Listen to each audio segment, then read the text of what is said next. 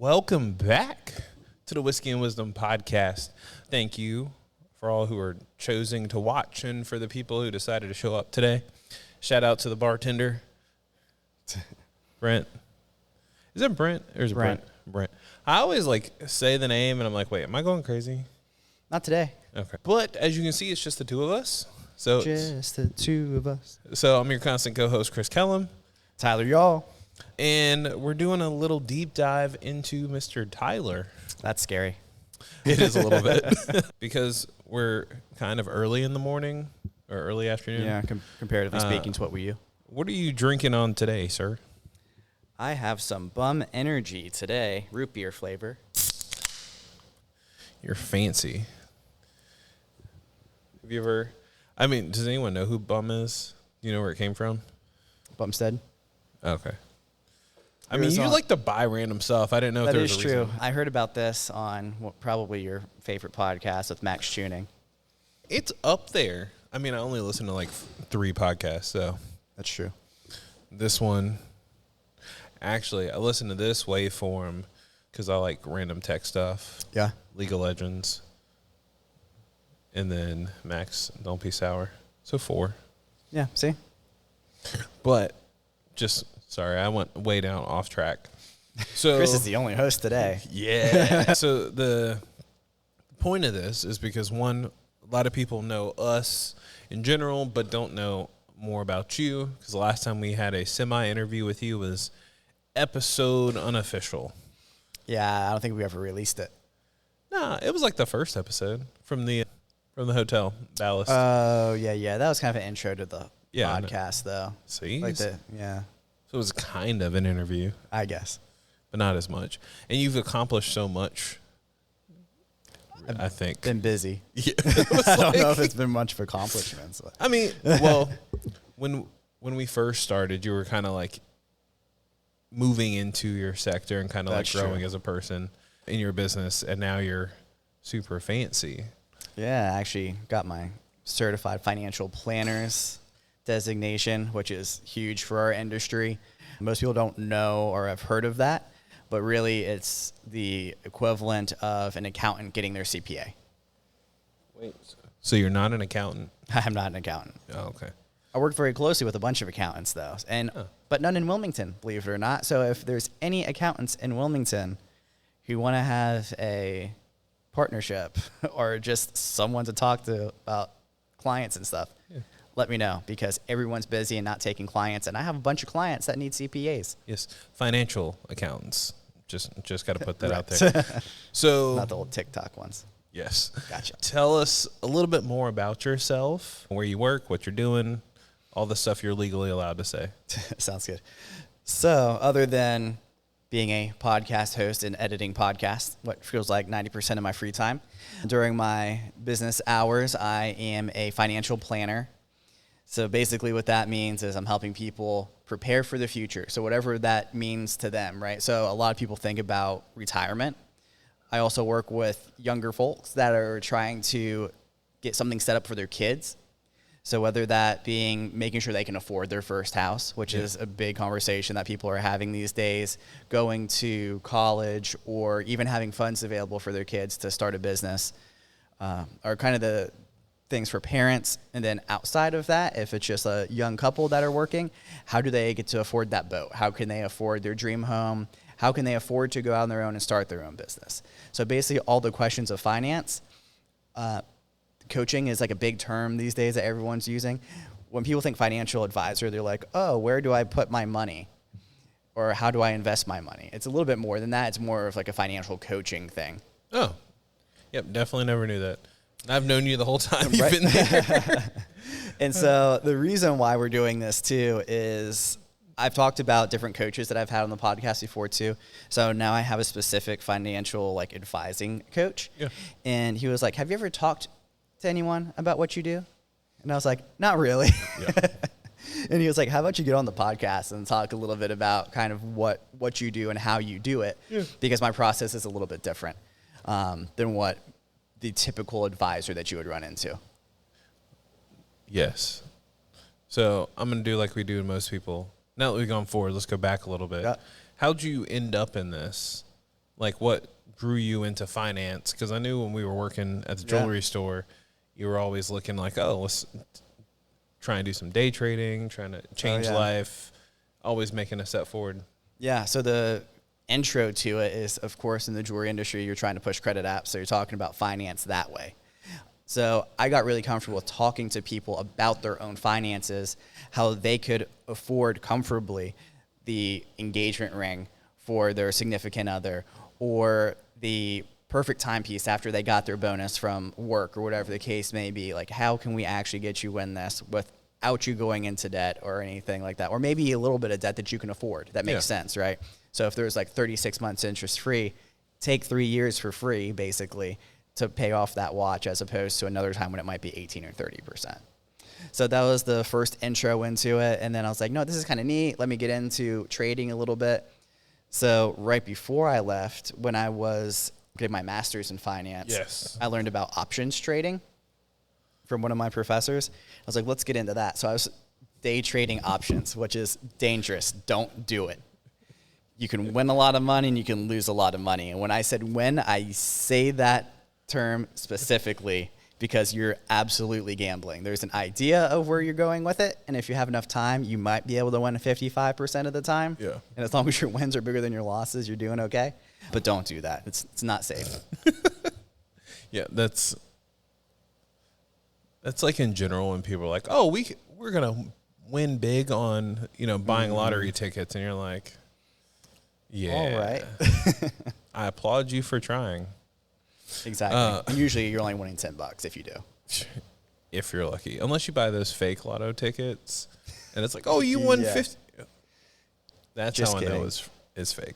So you shifted into the financial sector. Mm-hmm. How did you decide between like CPA, financial advisor? Like, where'd you decide that kind of connotation or thought? In my undergrad, I did horrible in accounting. Well, I didn't do horrible in accounting. I absolutely hated it. So I know I didn't want to do that.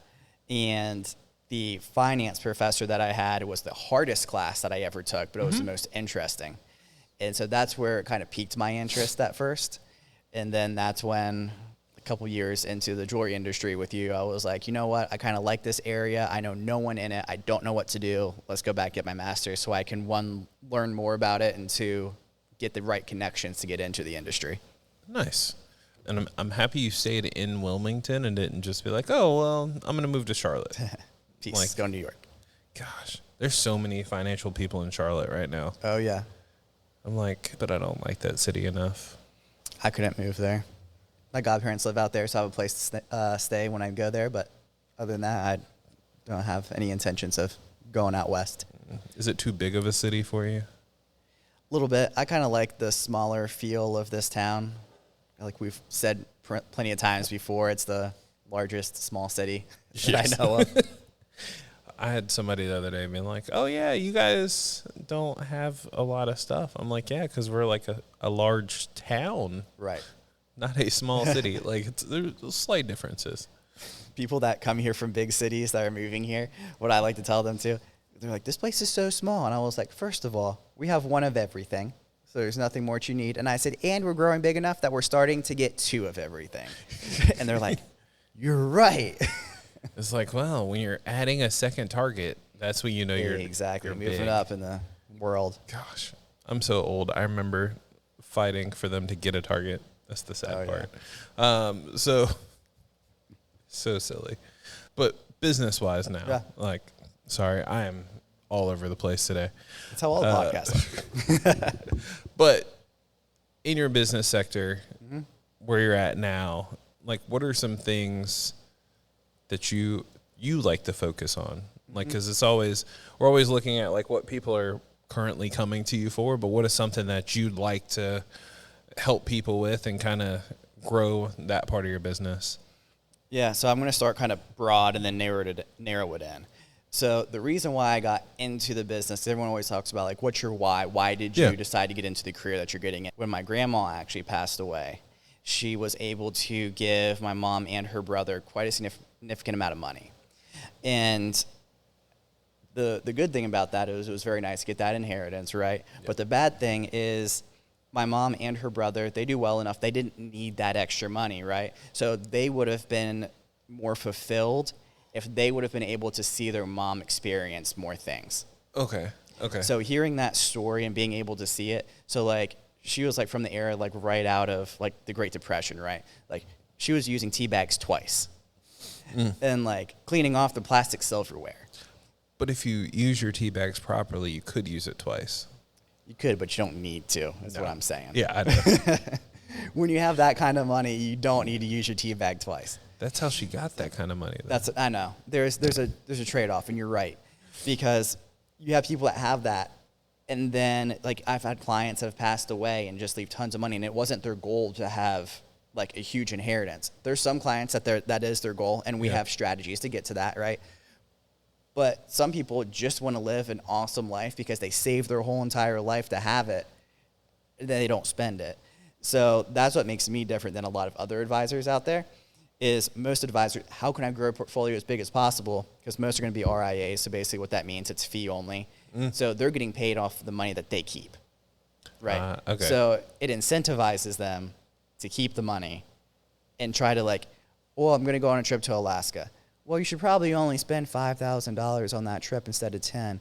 And I'm like, all right, let's put this in the algorithm here. What's your percent of success that you're willing to accept to not outlive your money? Like, yeah, absolutely. Take it. Spend it. Spend all of it. Because ideally, on your last day, you have $0 in your bank account. Like, you spent that last dollar on your last day of life. That's not going to happen. But, like, that's the ideal thing, right? Yeah. Or you have that inheritance goal that, like, I'm giving $1 million to, like, my kids or whatever charity or church. And you die, that $1 million goes to wherever it needs to go.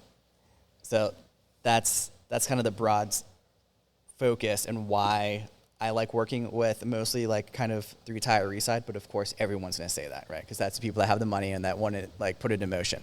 However, where I get my greatest kind of, I guess, successes and what gratifies me the most is working with people our age. So the people that are just starting to put money into 401ks. And this is bad business for me, but it's something I get gratification out of is, of course, like we start working together tomorrow, most of your money is going to be in your 401k or other businesses that you want to do as it should be. Yeah. It should not be with me. But what I want to do is work with you to help build that plan. How much do you need in that 401k for you to retire properly? And just kind of build that out that way. And the way I can do that, it doesn't take a lot of time. We can meet once a year to kind of get all of that information, make sure you're on track. Like, oh, hey, maybe not you, but maybe someone else. Oh, I have a kid now. Let's change these things. So that's what I like working on, is people younger where all the other advisors don't really care about you too much because, like, oh, you don't have enough money to work with me. Not necessarily that. I want to start with you young so I can help you see that goal at the end. Nice. So, correct. I do not have kids, but do you have any people like that are like, hey, I don't have kids, but I have a pet and I want to give them the best life? Would that be like same? Oh, yeah, definitely. We have quite a few people that they either couldn't have kids or didn't want to have kids. So they have pets that are essentially their kids. And they take them everywhere. So, like, they're going to Europe. They're taking their, like, 120-pound Great Dane and stuff. Like, that's a light Great Dane. Yeah. Is it? It was only a year old. It was, okay. It was small. I don't know if it was a year, but it was, like, it's so pretty young. Yeah. Yeah. That's actually really cool.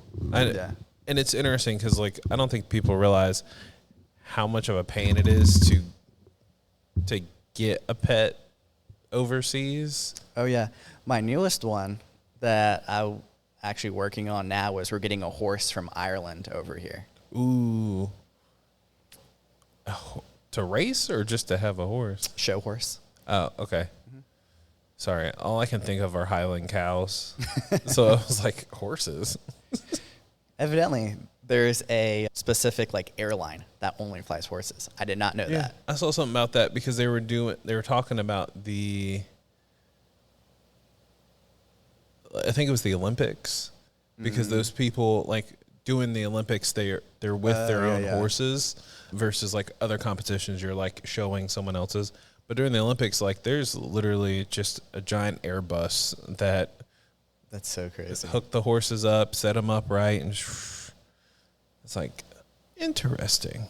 That makes me more nervous for the pilot than like flying people for some reason. Yeah, because that's a lot of money. Well, that too, but like you're not telling this horse to sit down and buckle up. No, but I'm sure the horses are like set up properly. Well, yeah. Interesting enough, I know somebody we could ask those questions to. Coming November Or December. or December. Depends on how busy they are. Horse pilot. Oh, not a horse pilot. I know a few people who are in the equestrian space. Okay, gotcha. I just like saying that word too, equestrian. It is a fun word. Yes. But that's a whole nother point. But yes, there are planes that do specifically like big batches of horses and animals across the world. And they treat them very nicely. They lock them. It's still a long flight to be on a plane. But taking long flights, getting to places that we all want to be, do you suggest everyone should, what do you suggest people invest in to get through the long lifespan that they want to get through? I think that really depends, and that's kind of like a cop-out answer, right? But the one thing, there was actually a guy, super wealthy, who I met at a networking event. Mm-hmm. And he found out what I did and stuff, and I went there specifically to meet him. And he said, and he knew that, and he's like, I'm going to find the best financial advisor in here, and I'll let you know if it's you or not. Okay. I was like, deal, I'll find out. And I was still only 3 years in the business, so I was still kind of new. So I was like, we'll find out how this goes. And so he went around to everyone first, asked them the same question, came back to me. He said how much money he was willing to invest and stuff, and asked people, what should I do with this money? Everyone said whatever new product that their like broker dealer or whatever, like they got the most commission. I don't know why they chose these products. I said, I met you 30 minutes ago. I don't know anything about you. How am I supposed to tell you where to put your money at? I was like, tell me your goals. Like, let's sit down and like have a conversation first. He goes, you won my business. No one else asked me one question before they told me where to put my money. Sheesh. That's always, that's what's just crazy to think of. People are like, oh, you need to put it here. Yeah. Or do that. So there was 8 other people before he like asked me the question at the end. And there was 8 people that never once asked him what his goal was. It's mind-blowing to me. So, like, we have a mutual friend who, her and her husband are very involved in real estate. Mm-hmm. I think they should probably keep a lot of their money in real estate because they know that space. Yeah. They can't work with me a lot, which is fine. But I think they should focus on real estate. I think anyone that has a business should focus on their business. Should you have something on the side, like an IRA or a SEP or a Roth or whatever the case may be, a different type of 401k? Probably. Just honestly more for tax purposes more so than investing for the future. The average person who doesn't know a lot about a specific business or about real estate, I think the stock market is one of the safer places to go because you can diversify easily in there. Mm-hmm. And then I have some clients that only invest in biotech with me because they really know the biotech space and they just want my research and insight. And being able to go through like a 10K and be like, do you think this company makes sense? But they only stay in that realm. And then there's actually another person who works at UNCW who only focuses on tech. And he kills it in that too. So it really depends on the person, depends on the goals, which you know already. Yeah. So those are things, if you're Chris and like sitting there and you heard him ask that question, it's like, oh, he's going to tell me where to put all my money. Yeah. Think about what you like the most and what you are most kind of interested in. Yeah. And ideally, if you can find an advisor that fits that bill too, that's probably even a better way to go. You can have someone to bounce your ideas off of. Nice. Which your statement, like in your conversation with that client or that guy, was really intriguing because I was sitting at training a couple weeks ago and they were talking about like, what is value? Mm-hmm. Like everyone is like, well, I'm buying this watch or I'm buying this piece of jewelry because I could resell it because it's amazing value. And in my head, I'm like, okay, I see that point of view. But they're like, but in reality, like the value should be, how can it help you and your family? Like, right. What is a piece that you can get that you can pass on? Mm-hmm. Like I had a client who brought in an engagement, like her wedding band, and she's Yeah. like, "Oh, look at this," and it was from like, it was engraved like 09/23/03. And I'm like, okay, cool. Yeah. Like it's 21 years old. She's like, no, that's 1903. Oh, I was wow. like, oh. She's like, yeah, it's like my great grandma's, and That's it's crazy. passed down through her family. Like that to me has more value than just going in and buying like yeah. a giant like diamond. Yeah. Or hey, I'm buying this watch because it doesn't lose $1,000 as soon as I walk out the door, Right. because the resale market's different. I'm like, true, but also, are you gonna wear that watch? Are you gonna Right. beat it up? Like, there's so many fakes in the world. Like, why are you Exactly, buying yeah. it secondhand? Because I'm like, you're not gonna buy your truck secondhand. Typically, if you go and buy like you're buying a truck from a used dealership, it's still gonna be more Right. than what you want to, because if you sold the car to them, they're going to pay you less. Yeah. So like, what are you getting more value out of? Exactly. The use of it, or just saving a little bit of money on the front end? Yeah. I mean, you hit on the perfect thing too. The process that we use, that we walk everyone through, whether you have $20 with us or if you have $220 million with us, it's the same 7-step process. And what I'm recommending to you doesn't even come into play until step 5. Step 5. Yeah. So the first 4 steps is, well, the first one is understand. Okay. So who are you? What's your family look like? And then kind of what's important to you.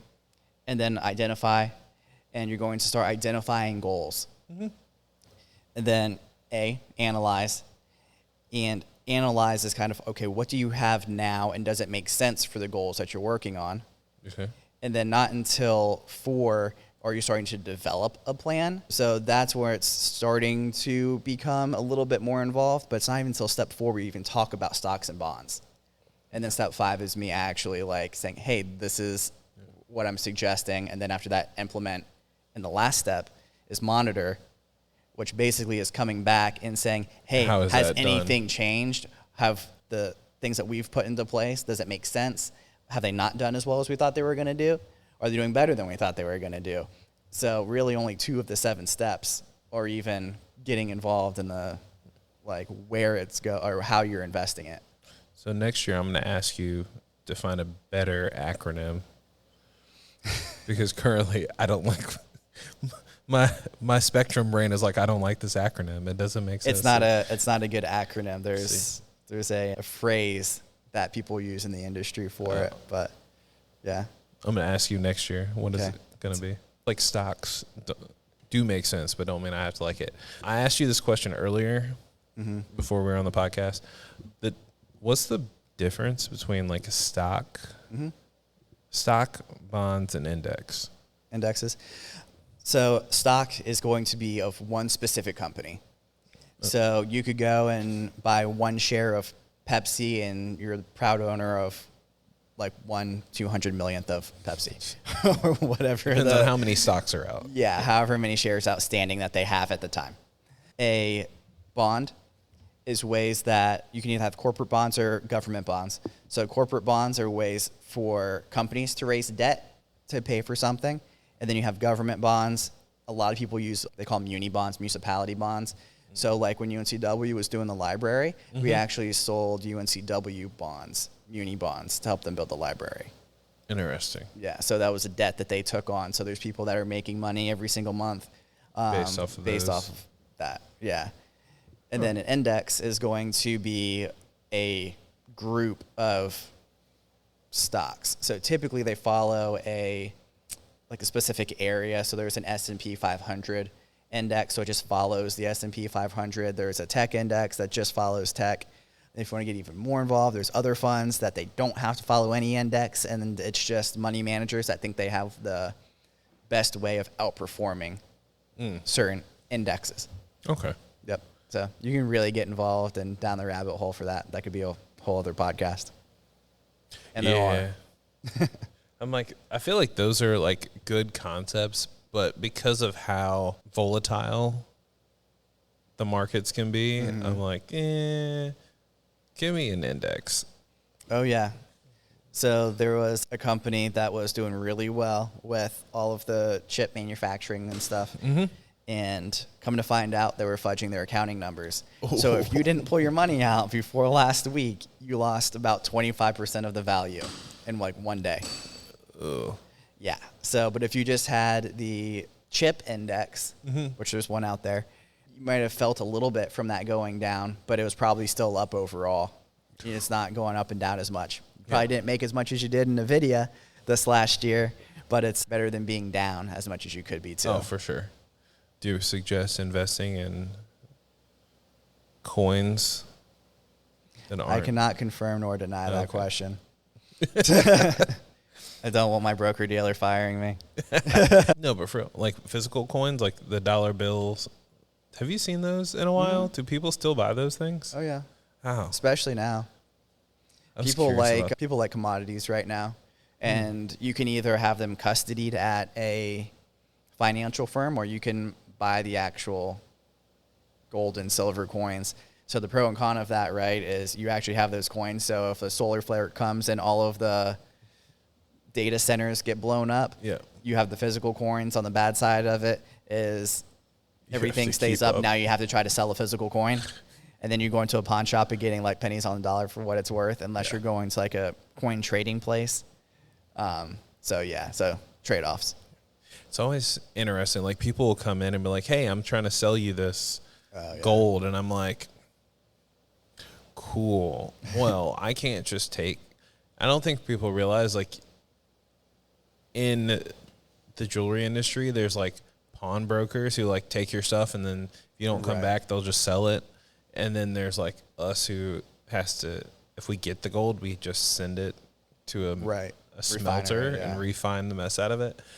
And they're like, "This isn't enough money. I paid this much." And I'm like, right. And I'm not going to resell it. So exactly. I did finally have the first person bring a tooth in. Oh, yeah. It was out of my near decade in jewelry. I did not have that, thank God. Well, it wasn't to me either. It was like another guy was taking it in. The guy was like, "Oh, here." And we had to like figure out the math of like how much a tooth weighs compared to the amount of gold that was capped on it. That was interesting. Yeah. And no, I don't know the exact number. Be like, "I'll take it if you pay me." Yeah. I'm like, "You definitely don't have to pay me for this mess." And I had to look at my jeweler. I'm like, "Hey, could you get this out?" And they're like, maybe. I think I have a Dremel back there. I could. Yeah. Could you just put it in the furnace? Oh, if it goes to get melted, yeah, it would just melt it out. Interesting. Because I think it's hot enough to melt teeth. Never know what you're going to learn on the Whiskey Wisdom podcast. Yeah. I'm not 100% on that just because I learned that information from Ozark, but I'm pretty sure. Oh, yeah. Would you? No, I'm just kidding. I was like, there's so many job opportunities. I'm surprised there aren't as many funeral homes. Yeah, they're mostly all owned by the same company, come to find out. Yeah. Even like the family ones that you see like on the side of 17 going down the Myrtle Beach, a lot of those are still even owned by the same corporate. Yeah. Some big company needed to wash their money. Yeah, probably. You're like, I can't confirm or deny that, but I was reading something about Mattress Firm. That was interesting. That is a whole nother conspiracy that isn't legally financial. I did know that like mattresses, like people say jewelry has a markup. Oh yeah. A mattress markup is insane markup. Stupid. Yeah. And people are like, why? I'm like, because you're only buying one mattress every like 10 years. Right. And if you're lucky, you go back to the same place and you buy like a mattress for every room, which is still 2 to 3. So like they have to have enough margin to pay people to stand around all day and do nothing. Exactly. And to get the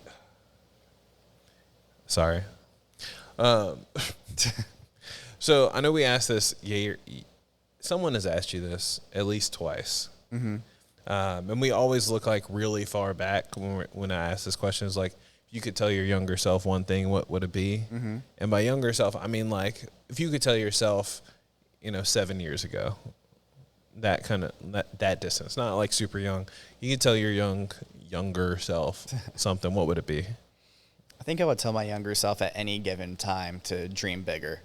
So whether that was high school, college, 7 years from where I'm sitting now, it would still always be to dream bigger, because I've always kind of like capped myself to what I thought was realistic, and I've always hit those goals. And I've always believed, when I was in jewelry, I always believed in like stretch goals. Yes. And it's like, okay, and I always surpassed whatever the actual goal was, and I may not hit that stretch goal, but I was getting closer to it and doing better. And I've only ever like capped myself that like, I know I can accomplish this if I do X, Y, and Z. But if I would have had a stretch goal for myself, I think would have been an interesting turn. Nice. Yeah, I always have stretch goals. And it's the months when I'm like, I'm not going to be there, I'm missing out, and I don't even think about it, or the months when I'm like, oh, okay, hit my goal. That was always something that was like incredible, especially in jewelry. It still works now too, but you're just like, one of two things. It's either you're so far behind in the month, it's not going to happen. Ain't going to happen. So you just kind of lay back, and then out of nowhere you go and like you hit the goal, and you're like, okay. Or you're so far ahead, you're like, I'm not selling anything else. I'm not making one more phone call. And then money just like keeps rolling in. And you're like, okay, this month's going to suck next year. I remember those days. You, in the time I worked there, you were the first person to hit like 100K a month. Oh, yeah. And then we were all like, oh, it is possible. And I think that was everyone was like, oh shit, he's going to have to do that again next year. Yes. Well, and then the running joke was, or I can just leave for 3 months and then I'll be fine. Right. But I remember seeing that and be like, oh, so it is possible. Yeah. And then like outside of Christmas, seeing someone else hit it. And then like once people were hitting it, you're like, oh, this is a doable thing. And now the goal is to push. Can you do 150? Can you do 200? And it's definitely about growing your community and like reaching out to those people who are not always calling them, be like, oh, you want to buy something? It's, hey, how's your family? How's your kids? Happy birthday. Right. So because you're talking about stretch goals, what's a goal you got? And I'm going to put on my calendar, too, to ask you this in a year. It's almost perfect timing. So October 25th of next year, our team is actually going independent.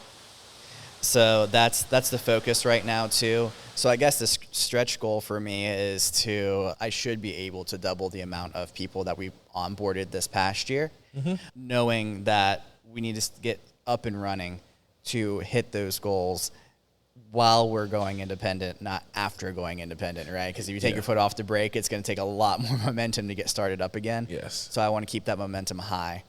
So that's the stretch goal. Nice. Yeah. I'll ask you offline how you're going to do that. Mostly first step, talking to people that actually know what I do and not just podcast. Yes. That is so funny.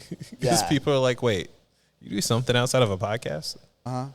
Almost everyone. Like if I meet anyone like outside of like what I do for my main job, they're like, oh, this is Tyler. He's a podcaster. Or, oh, I've seen you on the podcast.